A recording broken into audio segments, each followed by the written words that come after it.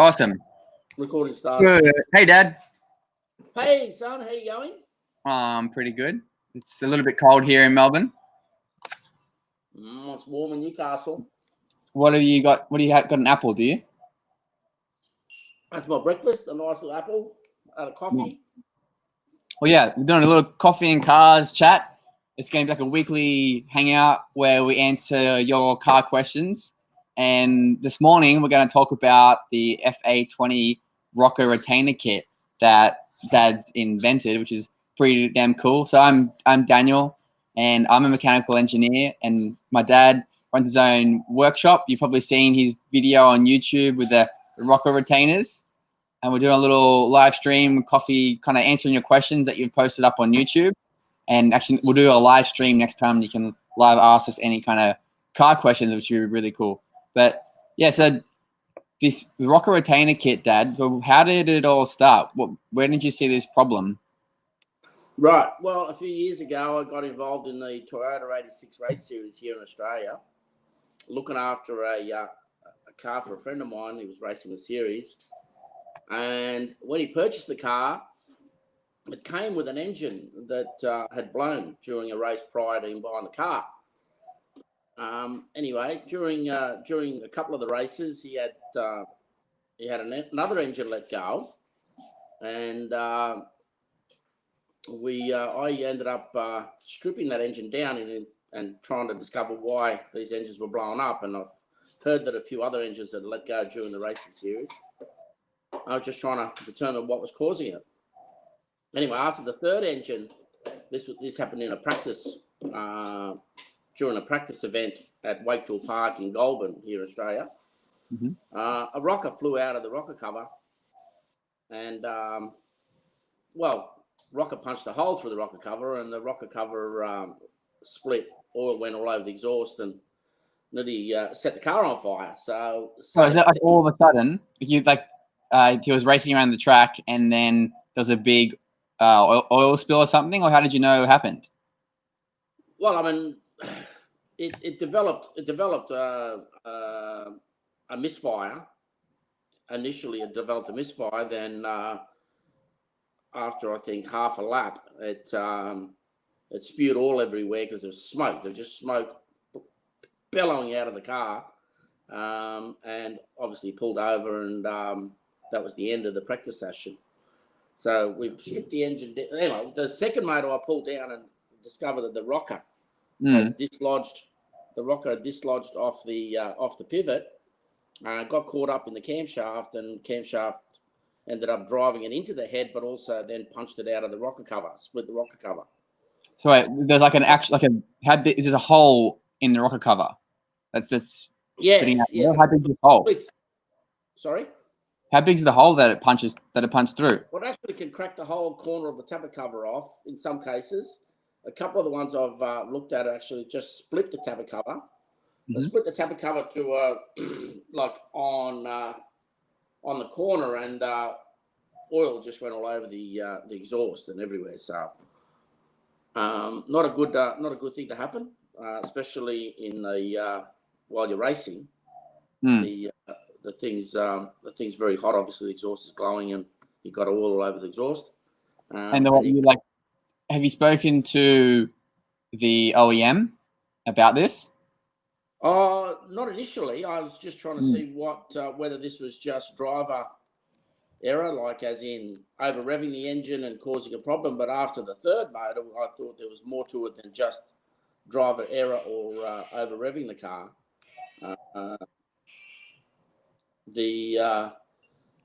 Anyway, the rocker falling off is really due, from what I saw, was poor manufacturing, because well, not manufacturing so much, but poor design in the rocker system. The rocker it had no rocker retainer of any kind on the rockers. Therefore, once the rocker became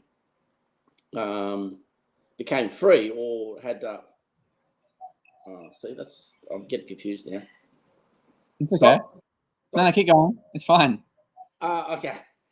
So anyway, with the rocker system, the way most rockers are designed, they've got some sort of retainer system on them.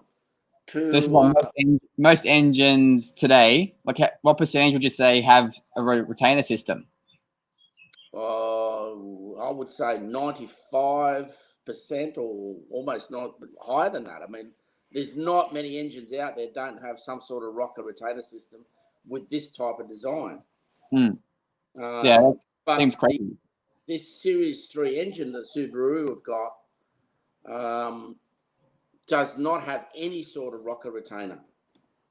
Okay, and then once you get any sort of over rev or any float in the valve in the rocker, it simply becomes dislodged off the pivot. There's nothing to retain it and stop it from actually dropping out. And in a boxer engine, it's even worse because the problem there is gravity works against that design because you've got the rocker sitting up vertical, and as soon as you encounter any sort of rev situation or over rev situation, the rocker simply just drops out. And then sorry. And then the oil, if you punch a hole out of the rocker cover, the oil's going to go straight onto the exhaust underneath. Yeah, the exhaust is directly underneath the rocker cover, and you're getting oil straight onto the exhaust. Right, which and then major problem. Not only that, I mean the engine's pretty much cooked anyway.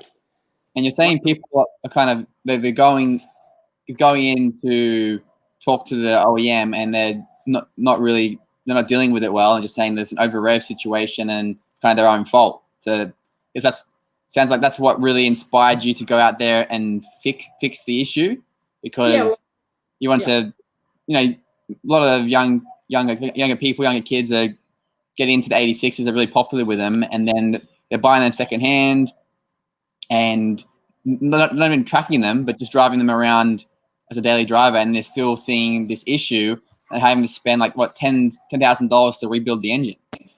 That's right. I mean, I did a bit of research on it, and I found that there was a lot of complaints about this problem, and Toyota and Subaru are generally saying that, well, sorry, mate, we're not going to cover it due to the fact that you've over-revved it. Well, I don't know that there's any way they can prove that the engine's been over-revved, but if there is some sort of data they're looking at and saying that it's been over-revved, that is not the reason why this is happening anyway, to be honest with you. Yeah. Most engines, when I did all the testing, as I say, most engines have got some sort of retainer, but this is the only engine that I've seen come across lately that hasn't got a retainer. So that's the reason why I've decided to use this retainer system on ours, and have been testing it for quite some time now, and have not had an engine failure since we introduced these rocker retainers in our first engine, and now we've gone and installed it in 3 or 4 other cars, and not having a problem at all with it. Yeah, and so with the over rev situation, that's the main kind of time that it happens, or because I remember you saying that it can also happen on automatic transmissions too. Oh, look, any engine that doesn't have a retainer. I mean, what I cannot understand why Subaru would do this is that any of these Series 3 or Gen 3 engines, all of the Gen 3 engines don't have any form of retaining the rocker. So in the event of any kind of over rev, or not even over rev, a valve sticking, that can happen with an automatic car where you've got a bit of carbon buildup in the on the exhaust valve, and this is more common now with these engines being direct injected. They also have the port injection, which keeps the valves a cleaner. But regardless of that, you can have a situation where a valve becomes a little bit sticky in the guide. And once that happens, you've got absolutely no chance of the rocker staying where it is. As I said earlier, the rocker... vertical. Yes, that's right. Being a boxer engine, the rockers are sitting vertical. So gravity works against this sort of design because the rocker just simply will just drop straight down and out. Yeah. So Okay. whether it's an automatic or manual, it's still going to happen. It's still, there is no form of retainer on the rocker, so it will simply drop out. Yeah. So I got a lot of questions on the YouTube video about, does this problem still affect current 2020 engines? You took a mouthful to eat. We're trying to talk. I can keep talking. So yeah, Very tasty. yeah, is this still an issue on current 2020 models? From what I've seen, and I've just recently purchased a brand new 2020 engine to install into a car, and obviously carried out my rocker retainer kit modification. Mm-hmm. Exactly the same design, no different. So from the first Gen 3 engine, 2011 or 12 when they started, to the current 2020 engine, and the whole range. We're not talking just Toyota 86s, BRZs, WRXs have got the same problem. Subaru WRXs. Any of these new Gen 3 engines, all Gen 3 engines, have got this problem. That's why I say that all of the engines, all the Gen 3 engines need a Dense Dodge rocker retainer clip or some form of retainer. Yeah, you absolutely need to retain them. Subaru have tried to address the problem with the early engines, the 2011, 12, 13, with the valve springs breaking. And that may be an issue with poor hardening or poor springs, and springs are breaking. And once the spring breaks, once you get a crack in the spring, valve spring this is we're talking about, once the spring breaks, the rocker will just fall out. There's nothing to retain it. So again, if a valve spring breaks, if you had the retainer or some sort of retainer on the rocker, there's a good chance that you might save the engine. But with no form of retainer on the rocker and the valve spring breaking, you've got no chance at all. The rocker will simply go straight onto the cam, drop into the exhaust cam, and do some major damage. I mean, valve spring breaking can also cause the valve to drop out, collets fall out, and it'll do major damage anyway. But there's more of a chance of saving the engine if you had a rocker retainer of some sort, even if the spring breaks. But that doesn't always guarantee you're going to save the engine, because once the spring breaks, there's a good chance the valve will fall. The collets will fall straight off the spring, and the valve will fall in the cylinder, and you just destruction plus. It'll just destroy the engine.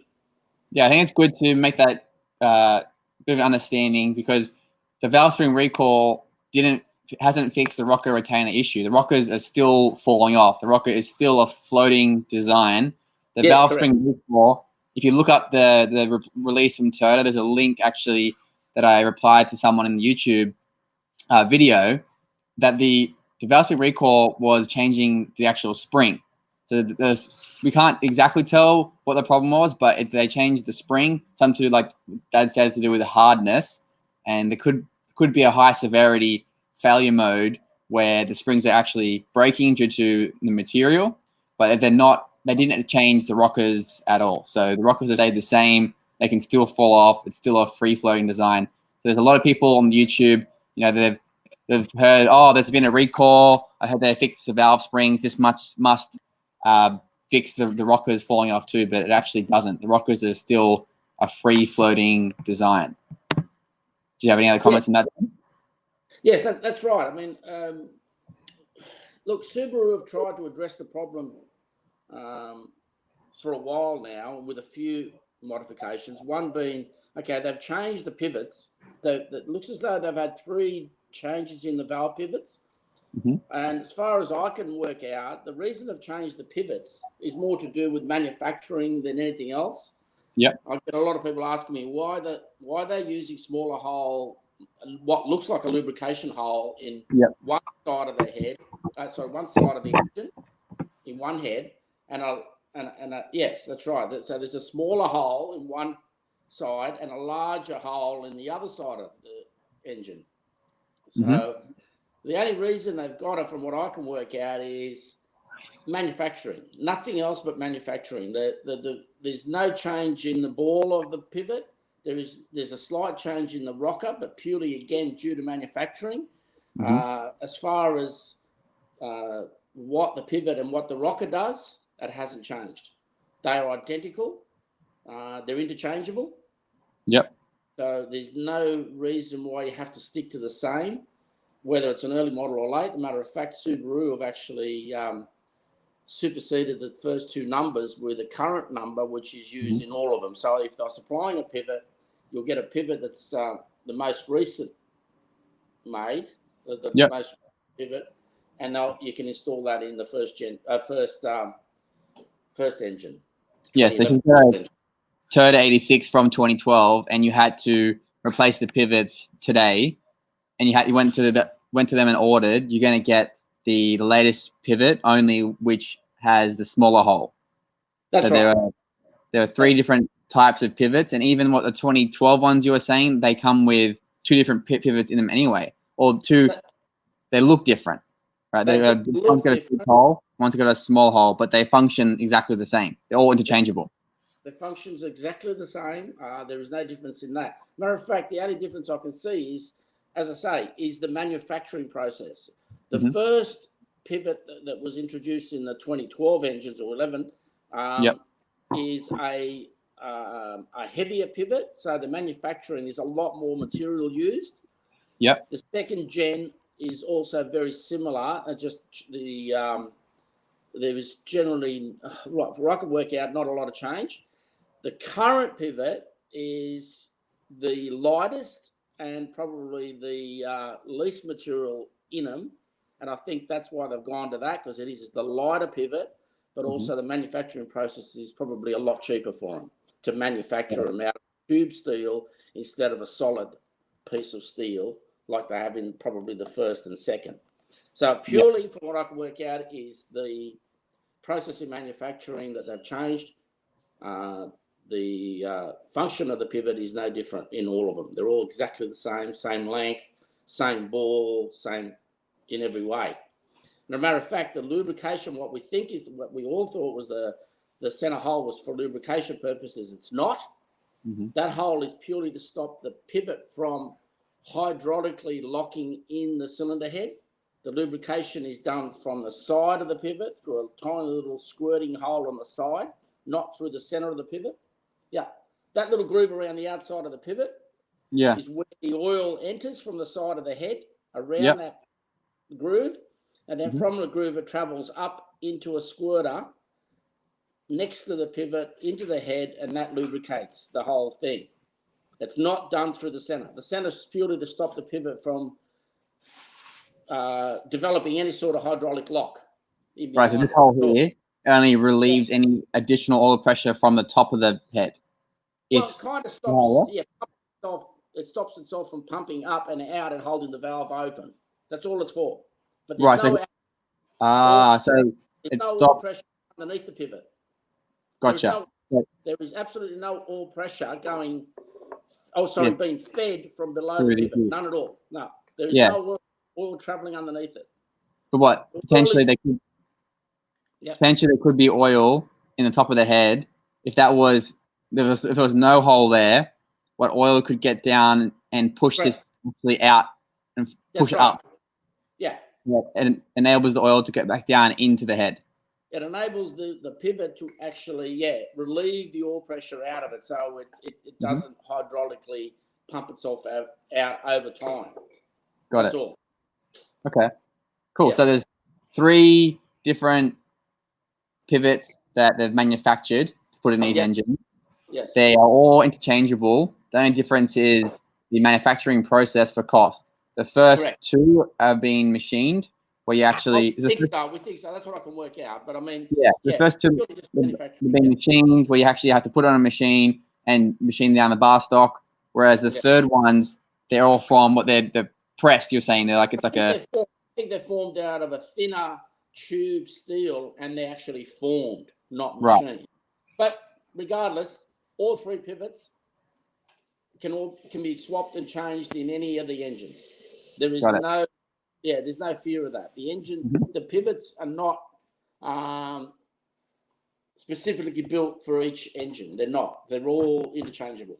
Matter of fact, Gotcha. you can use the early pivot Mhm. in the most recent engine. You can put them in a 2020 engine. Yes. As Yep. long as the clearances are right, which you would do anyway. Mhm. And a matter of fact, like I keep saying, the length of the pivot is the same. Mhm. The length of the ball diameter is the same. So there's no reason why you can't interchange them. Actually, on that, we got another question on YouTube that they say someone commented, I'd say if you had the proper valve clearance to the rocker, this problem would not occur. Now, we've talked about this before, but what with the valve clearance, can you talk a little bit how the valve clearance, if the valve clearance was correct, would the rockers not fall out? Look, no, the valve clearance needs to be there simply to control the valve closing correctly. So if you didn't have the valve clearance with the engine temperature changing, there's a good chance that the valve will be kept off its seat and it'll leak. So the cylinder combustion will leak. So you must have the clearance for that reason. So the valve closes fully. It's not held open in any way. The other thing is, if you had too much clearance, the only thing that would cause is excessive noise. It'll start tapping. That's what tapping noise is a lot of times. And these are solid pivots. So a lot of people are under the impression that these are hydraulically controlled clearances. They're not. The pivots in these are simply pivots. They're not hydraulic lash adjusters like in a lot of the engines. Most engines use those lash adjusters which look exactly the same as the pivot, but they've got an internal piston and it's hydraulically adjusted through oil pressure to give you the valve clearance that you require. But in this engine, Yeah, how does that work? So what, mechanically it's adjusting. How does that? How does it? hydraulically adjusting Yeah. the clearance, it's taken up the clearance hydraulically through the lash adjuster, which is it looks like a pivot. Well, actually, what we should do is get one out Yep. of an Evo or the Ford and show the differences. That's what we should do. Right. That'll clear things up. It's But not a hydraulically. so as far as the clearance, going back to your question about this could cause rockers to fall out due to the wrong clearance.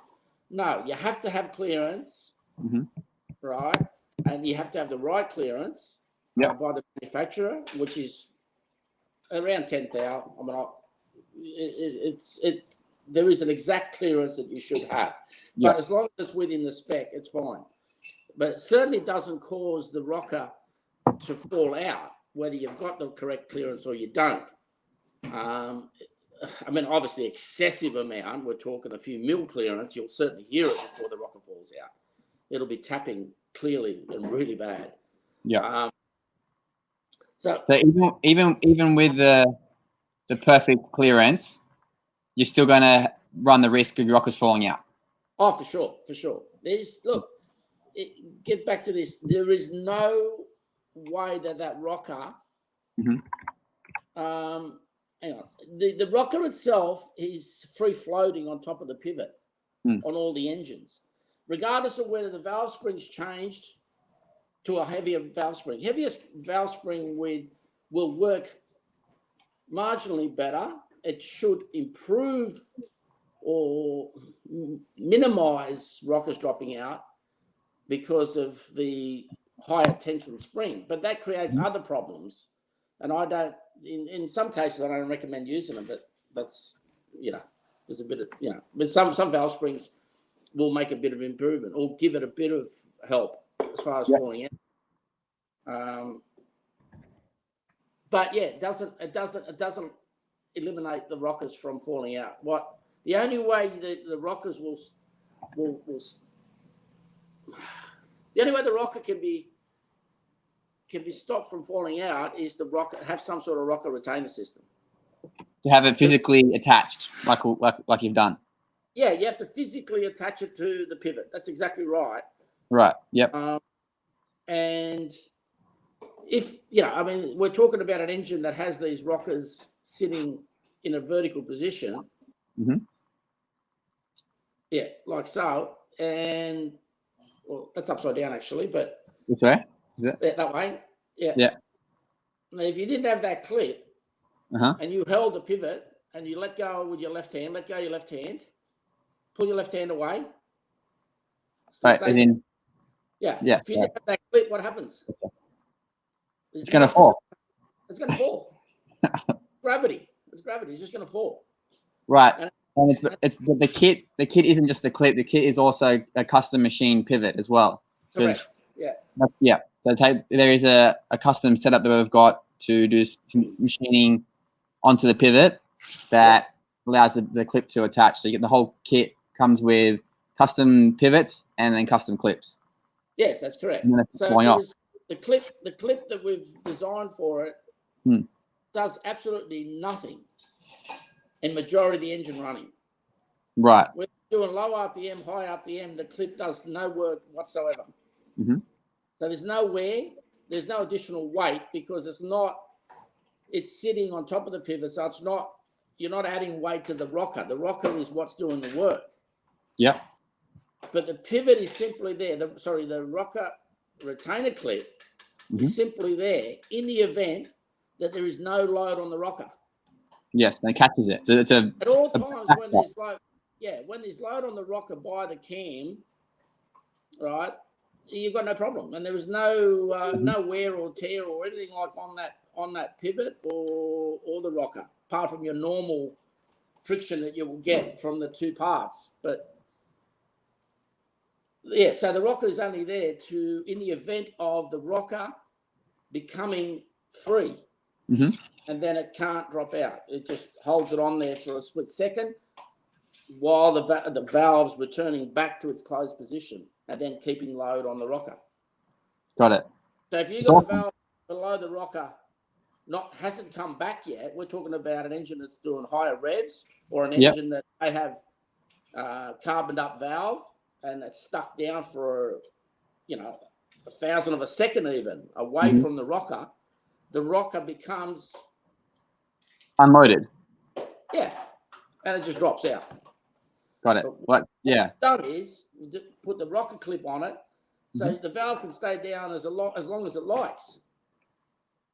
The rocker is just going to be sitting there until the valve returns. Actually, people have asked, is this also a problem on turbocharged or supercharged cars as well? No effect whatsoever. Sorry, no change, regardless of whether it's supercharged, turbocharged, naturally aspirated. We've got the same problem. There's no, there's no change in the way the rocker works, whether it's turbocharged or not. Right. Yeah. And so if people are chasing bigger power, and obviously they're going to run the retaining clips if it's a daily drive, it's a track car, regardless, because it's still an issue. Now, once you install the rocker retainer clips, where do you think the next spot would be for the engine weakness would be? Oh, look, I'm simply addressing the problem that I've encountered with the rocker falling out. The engine, it's the FA engine will have other problems. I mean, other issues like any other engine, depending on stresses we put them under, whether it's supercharged, turbocharged. Once you introduce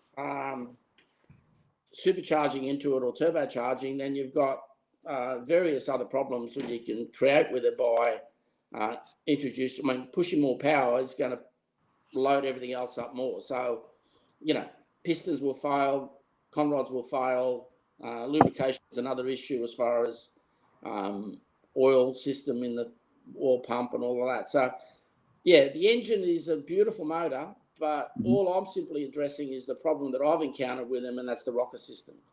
As far as engines failing, there's all sorts of reasons why they fail. Gotcha. And what we're doing is not a guarantee that your engine's not going to break. This is simply an insurance. You just take just that little bit extra insurance on the rockers not dropping out. Right. So it's like if you're, building the engine, you're spending a lot of either you want reliability as a daily driver, or you're doing a full engine rebuild and you're spending thousands of dollars rebuilding it. You'd be crazy to not install the rockers and have that reliability of knowing and being sure that my rockers aren't just going to drop out at any moment. That's right. I mean, you know, you don't want to be spending $10,000 or $20,000 on an engine build, and you've got that in the back of your mind saying, well, hang on a minute, these rockers, we know they have a problem. We know that they have an issue. Yes. And we know that they haven't been addressed by the manufacturer. So Subaru, to this date, have not done anything about it. Yep. I feel as though, look, it's insurance. It's a must in any engine build, but also in any Subaru that's out there, that it needs some sort of rocker retainer, whether it's what I'm doing with it or whether someone else has come up with something else. But there's not too many engines running around out there, not too many engines in cars that don't have a rocker retainer system. So if anybody wanted to do their investigation on engines and how the rocker systems work, you will probably find that most of them have got a retainer system of some sort. And what I've developed here in this engine is purely similar to what other people have done or what other manufacturers have done. I mean, I had lots of different ways of doing it, and there's actually, I've come across a workshop in America somewhere that's developed a rocker retainer, but it's a very labor-intensive, expensive modification. What I've done here is retain the rockers. You can put these rocker retainers in a matter of a couple of hours without any major pull down of the engine. Like we're talking almost like a spark plug change. A little bit more than that, but it's not a major job to do. Right. So because it's a boxer engine, you've got to pull the engine out of the car. So if you're fixing something on it or doing a rebuild anyway and pulling the engine out, it's a good time to put them in. But the engine's got to come out, and then it's a pretty simple install into the top of the head. Yeah. Once the engine is out, it's a very, very simple operation, and there is no risk of anything going wrong, or very minimal risk of anything going wrong if it's done correctly. Yeah. Now, yes, there is risk involved if you don't know what you're doing, but you can generally most guys with a few tools can carry this work out. It's saying that it is still, you're playing around with the valve system on an engine. You need to know what you're doing as far as that goes. I mean, you're pushing valve springs down. Follow my video well, and make sure that you don't dislodge the the valve spring collets and things like that, and make sure you don't drop down anything in the engine. But other than that, it's a very simple process. Whereas, as I said, the other system, the only other system of retaining the rockers that I've come across is we're talking thousands of dollars to carry that work out, thousands. And you simply can't do it. It's got to be done by a machine shop. And Right. I just wouldn't be doing it. I'm not going to keep going on about how good these are, but these are as good as what OEMs put in their engines, apart from Subaru. And they should be putting in the engines, but they're not. Subaru should be putting them in every Gen 3 engine, regardless of whether you're racing it or you're not. They should be in every engine that's out there. And if you don't put it, if you're building an engine or you're doing any sort of work on the car and the engine's out, don't pass the opportunity of putting them in. Don't go past, like, you've got to put them in. You just simply got to put them in. It's just actually, every engine that I've pulled out, including my own 86 that I race, that was the first thing I did before I even went to the track with the car. There's no way you'd run it without it. No way. On that. So a brand new engine that I've got long motor for cars, and before putting it in, we put the rocker retainers on them. I think it's crazy to think that you could go out there, say an engine fails, people who don't know about the rocker retainer system that you've got, they go out there, the engine's failed, and then they rebuild their engine just for it to happen again. Correct. So yeah. You could go and spend tens of thousands of dollars rebuilding your engine, and then you're running it without the retainer system, and it's going to happen again. So, I think that'd be really frustrating for it to just continually keep happening if you didn't know about the rocker retainers. Yeah, that's right. I mean, before I come up with this and started putting them in, I was pretty peed off that no one had it developed anything for them. I'm supposed it's early, they're new, but I was a bit annoyed that the manufacturer didn't have anything on them, to be honest with you. When I first pulled the engine, the first engine that I pulled down and looked at it, I thought, how can Subaru do this? Like, how can they put a rocker in a way that it's not retained in any, like it hasn't got a retaining system of any kind?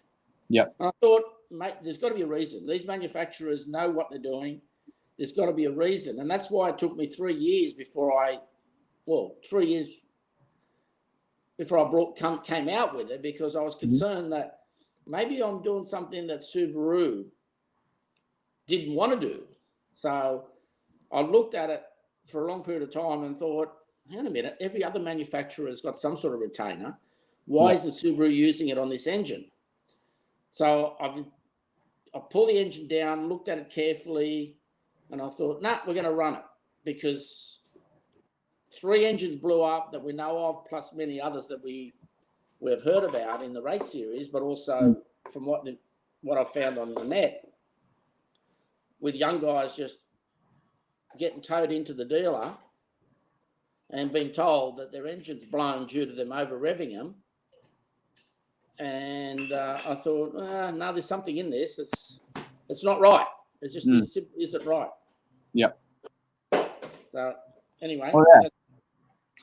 Awesome story. I'm so proud. It's so cool to, that you've invented something that's helping people out, and that you're helping out with letting people know about it through kind of my experience with with business. And it's awesome that we're getting out there and helping people with their 86 builds.